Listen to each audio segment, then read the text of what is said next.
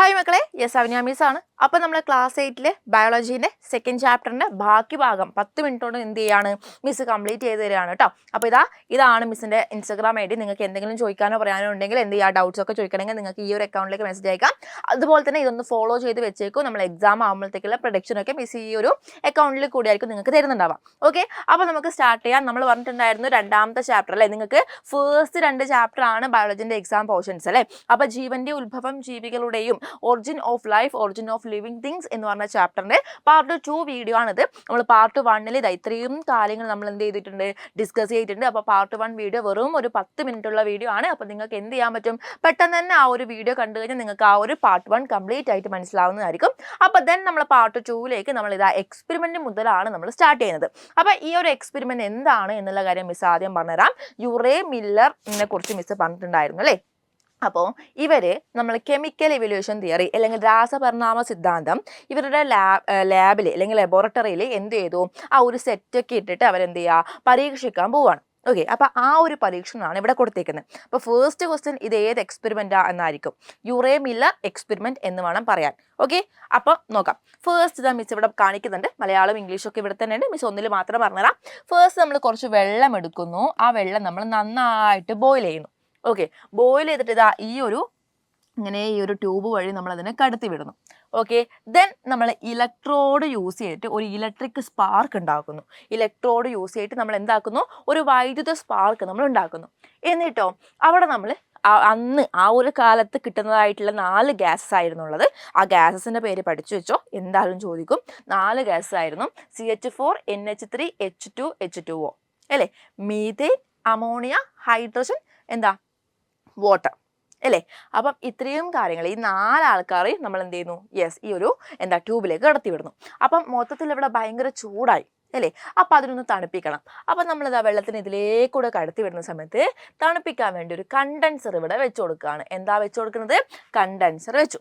Okay, നമ്മൾ എന്തിനു വേണ്ടിയിട്ടാ, തണുപ്പിക്കണം. അപ്പം നമുക്ക് എന്ത് വേണം, ചൂടായിട്ടുള്ള വാട്ടർ പുറത്തോട്ടേക്കും പോകണം, തണുപ്പായിട്ടുള്ള വാട്ടർ, കോൾഡ് വാട്ടർ ഉള്ളിലോട്ടേക്കും പോകണം. ഓക്കെ, അവിടം വരെ എത്തി.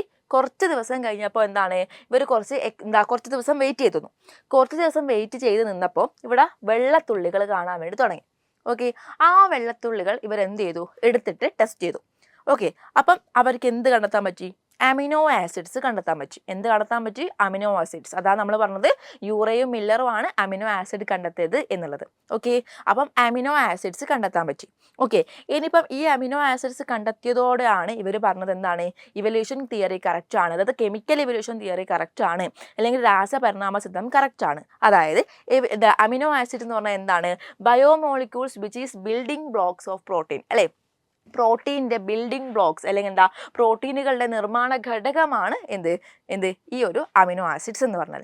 അപ്പോൾ നമുക്ക് എന്ത് പറയാം, അതെ ജീവൻ്റെ ഉത്ഭവം നമ്മൾ അവിടെ കണ്ടു തുടങ്ങി, അല്ലെങ്കിൽ കെമിക്കൽ ഇവല്യൂഷൻ തിയറി അല്ലെങ്കിൽ രാസപരിണാമ സിദ്ധാന്തം കറക്റ്റാണ് എന്ന് തെളിയിച്ചു. ഇത്രയേ ഉള്ളൂ ഈ എക്സ്പെരിമെൻറ്റ്. ഓക്കെ, എക്സ്പെരിമെൻറ്റിൽ പഠിക്കേണ്ട കാര്യം എന്താ യൂസ് ചെയ്യുന്നത്, ഇലക്ട്രോഡ് അല്ലെ, ഇലക്ട്രോഡാണ് യൂസ് ചെയ്യുന്നത്. അന്ന് കിട്ടിയ സോഴ്സ് ഓഫ് എനർജീസ് ഏതൊക്കെയായിരുന്നു, ലൈറ്റ്നിങ്, ഇതൊക്കെ നമ്മൾ പറഞ്ഞിട്ടുണ്ടായിരുന്നു. ബട്ട് അതൊന്നുമല്ല യൂസ് ചെയ്ത്, ഇലക്ട്രോഡാണ് യൂസ് ചെയ്തത്. ഏതൊക്കെ ഗ്യാസ് യൂസ് ചെയ്തു, തണുപ്പിക്കാൻ വേണ്ടി കണ്ടൻസർ യൂസ് ചെയ്തു. ഇവിടെ എന്ത് കണ്ടെത്തി, അമിനോ ആസിഡ്സ് കണ്ടെത്തി. എന്താണ് അമിനോ ആസിഡ്സ്, ഇത്രയും കാര്യങ്ങൾ പഠിക്കണം. ഈ എക്സ്പെരിമെൻറ്റ് ആരാണ് ചെയ്തത്, അല്ലെങ്കിൽ ഈ എക്സ്പെരിമെൻ്റ് എന്താണ്, യുറേ മില്ലർ എക്സ്പെരിമെൻ്റ് ആണിത്, യുറേ മില്ലർ പരീക്ഷണം. ഇതാണ് നിങ്ങൾക്ക് ഒന്നാമതായിട്ട് ഇരുന്ന് പഠിക്കാനുള്ളത്. ഇനി സെക്കൻഡ് ടോപ്പിക്കിലേക്ക് പോവുകയാണെങ്കിൽ, ഫസ്റ്റ് നമ്മൾ പ്രിമിറ്റീവ് സെല്ലിനെ കുറിച്ച് മുന്നേ പറഞ്ഞു അല്ലേ. നമ്മൾ പ്രിമിറ്റീവ് സെല്ല് വരെ ഉണ്ടായി. എന്നിട്ടോ പ്രിമിറ്റീവ് സെല്ലിൽ നിന്ന് ആരുണ്ടായി, യെസ് നമ്മൾ പ്രോകാരിയോട്ട് ഉണ്ടായി. ആരുണ്ടായി, പ്രോകാരിയോട്ട് ഉണ്ടായി. പ്രോകാരിയോട്ടിൽ നിന്ന് യൂകാരിയോട്ട് ഉണ്ടായി. ഇതാണ് അതിൻ്റെ ചാർട്ട്. ഇനി എന്താണ് പ്രോകാരിയോട്ട്, എന്താണ് യൂകാരിയോട്ട് എന്നറിഞ്ഞിരിക്കണം. ഓക്കെ, അപ്പോൾ ശ്രദ്ധിച്ചിരുന്നോ, എന്താണ് പ്രോകാരിയോട്ട്, അതായത് ചില കോശാണുക്കളില്ല അല്ലേ. അതായത് കോശങ്ങൾ കുറവായിരിക്കും. അപ്പോൾ ഇവിടെ എന്തായിരിക്കും, കോശങ്ങൾ കൂടുതലായിരിക്കും. പിന്നെ ഇവിടെ എന്താ ഉള്ളത്, ഇവിടെ ഒരു ന്യൂക്ലിയസ് ഒന്നും ഇല്ല. ഇവിടെ എന്തായിരിക്കും ന്യൂക്ലിയസ് ഉണ്ടാകും. പിന്നെയോ സ്ഥരാവരണമുള്ള ന്യൂക്ലിയസ് ഇല്ല, കവേർഡ് ആയിട്ടുള്ള ന്യൂക്ലിയസ് ഇല്ല. അപ്പുറത്ത് എന്തായിരിക്കും? കവേർഡ് ആയിട്ടുള്ള ന്യൂക്ലിയസ് ഉണ്ട്. ഇത്രയും ഡിഫറൻസ് മാത്രമേ നിങ്ങൾ പഠിച്ചു വെക്കേണ്ട ആവശ്യമുള്ളൂ.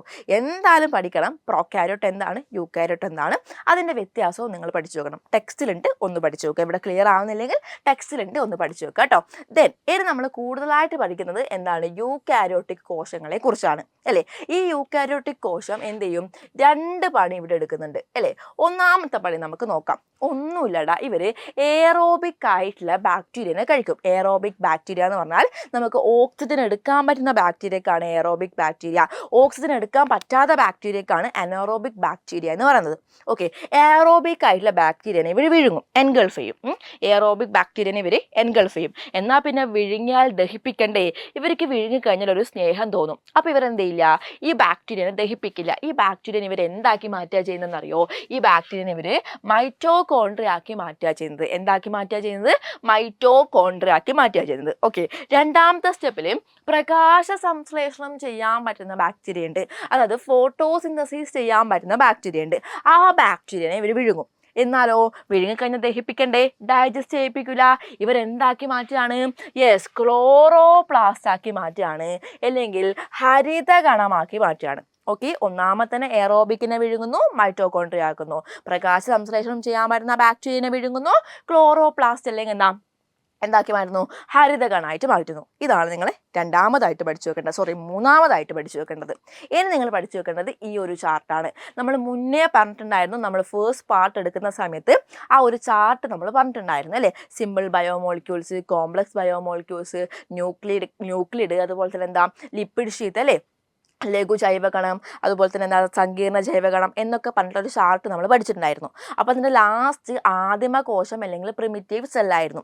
ആ ചാർട്ടും നിങ്ങൾ പഠിച്ചു വെക്കണം, ഈ ചാർട്ടും പഠിച്ചു വെക്കണം. എന്തായാലും ഒരു ചാർട്ട് നിങ്ങൾക്ക് ചോദിക്കും, അതിൽ ഏതാണ് പഠിച്ചു വെക്കേണ്ടത് എന്നുള്ള കാര്യം നിങ്ങൾ തീരുമാനിച്ചോളൂ കേട്ടോ. രണ്ടും പഠിക്കണം, വളരെ ഇമ്പോർട്ടൻ്റ് ആണ്. അപ്പോൾ ഫസ്റ്റ് ഈ ചാർട്ടിൽ പറയുന്ന കാര്യം, ഈ ഒരു കാലയളവ് വലിയൊരു ഇമ്പോർട്ടൻ്റ് അല്ലെങ്കിലും ഈ കാര്യങ്ങൾ നിങ്ങൾ എന്തായാലും പഠിക്കണം. അതായത് 4.0 to 4.6 ബില്യൺ വർഷങ്ങൾക്ക് മുന്നേ ഭൂമിയുടെ ഉത്ഭവം അല്ലെങ്കിൽ എന്താണ്? ഒറിജിൻ ഓഫ് എർത്ത് അല്ലേ, ഭൂമി ഉണ്ടായി. പിന്നെയോ എന്നിട്ട് പ്രോകാരിയോട്ട് ഉണ്ടായി. ആരുണ്ടായി? പ്രോകാരിയോട്ട് ഉണ്ടായി. പ്രോകാരിയോട്ട് പിന്നെ എന്തായി മാറി? യൂകാരിയോട്ട് ആയിട്ട് മാറി അല്ലേ. പ്രോകാരിയോട്ട് ഉണ്ടായി കഴിഞ്ഞപ്പോൾ അത് യൂകാരിയോട്ട് ഉണ്ടായി. ഇനിയോ യൂകാരിയോട്ട് ഉണ്ടായി കഴിഞ്ഞപ്പോൾ എന്താണ്? സസ്യങ്ങളും ജന്തുക്കളൊക്കെ കരയിൽ വന്നു. അപ്പോൾ അതുവരെ ഈ സസ്യങ്ങളും ജന്തുക്കളൊക്കെ എവിടെയായിരുന്നു? വെള്ളത്തിലായിരുന്നുടാ. അപ്പോൾ അതുവരെ വെള്ളത്തിലായിരുന്നു. പിന്നെ അവരെന്ത് ചെയ്തു? Plants and animals on land അല്ലേ, കരയിൽ വന്നു. പിന്നെ കരയിൽ വന്നതിന് ശേഷമാണ് ഡിനോസേഴ്സ് വന്നത്. ഈ ഡിനോസേഴ്സ് എന്ന് പറഞ്ഞാൽ ഈ 250 to 66 ദശലക്ഷം വർഷങ്ങൾക്ക് മുന്നേ ഈ ഡിനോസേഴ്സിന് ഒരു പ്രൈം ടൈം ആയിരുന്നു കേട്ടോ അത്. അപ്പം നെക്സ്റ്റ് എന്തായി? ഡിനോസേഴ്സ് വന്നു. ഡിനോസേഴ്സ് ഒക്കെ കഴിഞ്ഞിട്ട്, ഡിനോസേഴ്സിൻ്റെ കാലമൊക്കെ കഴിഞ്ഞതിന് ശേഷമാണ് നമ്മൾ മാമൽസ്, സസ്തനികൾ, പിന്നെ മനുഷ്യർ ഇതൊക്കെ വന്നത്. ഓക്കെ, അപ്പോൾ ഡിനോസേഴ്സ് കഴിഞ്ഞപ്പോഴാണ് മാമൽസും അതുപോലെ തന്നെ ഹ്യൂമൻ ബീയിങ്സ് ഒക്കെ ഉണ്ടായത്. ഈ ചാർട്ട് പഠിച്ചു വെക്കുക. ഒന്നുമില്ല, ഭൂമി ഉണ്ടാവുന്നു, പ്രോകാരിയോട്ട് ഉണ്ടാവുന്നു, യൂകാരിയോട്ട് ഉണ്ടാവുന്നു, സസ്യങ്ങളും ജന്തുക്കളും കരയിലെത്തുന്നു, ഡിനോസേഴ്സ് ഉണ്ടാവുന്നു, നമ്മൾ ഉണ്ടാവുന്നു. ഇത്രയേ ഉള്ളൂ.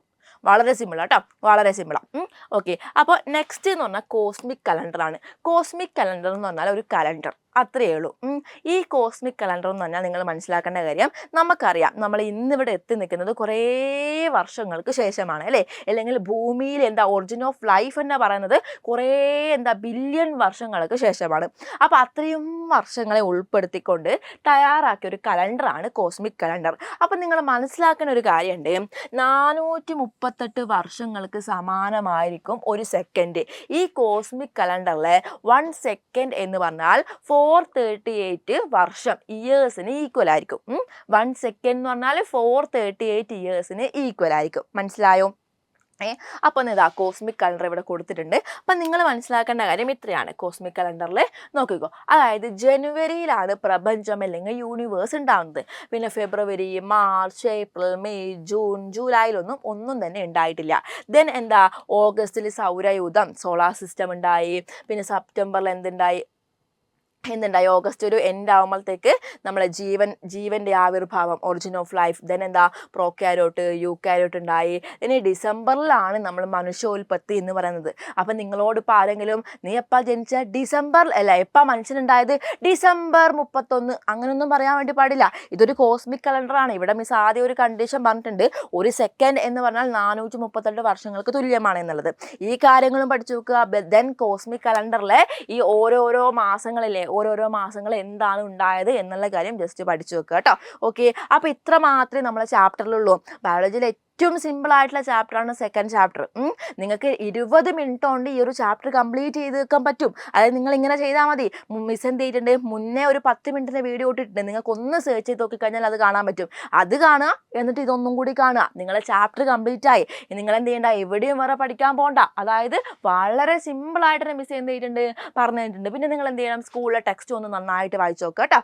ഓക്കെ, സ്കൂളിലെ ടീച്ചേഴ്സ് ക്വസ്റ്റ്യൻസ് ഒക്കെ പറഞ്ഞു തരുന്നുണ്ടെങ്കിൽ അതും എന്ത് ചെയ്യുക, ഒന്ന് ചെയ്യാൻ വേണ്ടി ശ്രമിക്കുക. ഇത് പഠിച്ചാൽ മാത്രം പോരാ. ഈ ഒരു ചാപ്റ്ററിന്റെ പ്രത്യേകത എന്ന് പറഞ്ഞാൽ ക്വസ്റ്റ്യൻസ് എങ്ങനെ വരും എന്നുള്ളത് കറക്റ്റ് നിങ്ങൾ കാണണം. അപ്പോൾ സ്കൂളിൽ മിഡ് ടേം എക്സാം ഒക്കെ ഉണ്ടാകും, അതൊക്കെ നന്നായിട്ട് എഴുതുക. പിന്നെ എജുപോർട്ടിന്റെ മോഡൽ എക്സാംസ് ഒക്കെ നടക്കും, അതും നന്നായിട്ട് എഴുതാം. അപ്പോൾ നമ്മൾ A+ ഗ്രൂപ്പിൽ ജോയിൻ ചെയ്യാത്തവരാണെങ്കിൽ ഇപ്പം തന്നെ ജോയിൻ ചെയ്യാം. മിസ് പറയുന്നത് ശ്രദ്ധിച്ച് കേൾക്കുക. കമൻറ്റ് ബോക്സ് ഒന്ന് ക്ലിക്ക് ചെയ്തോ, അല്ലെങ്കിൽ ഡിസ്ക്രിപ്ഷൻ ബോക്സ് ക്ലിക്ക് ചെയ്താലും മതി. ഇപ്പം തന്നെ ചെയ്യണം.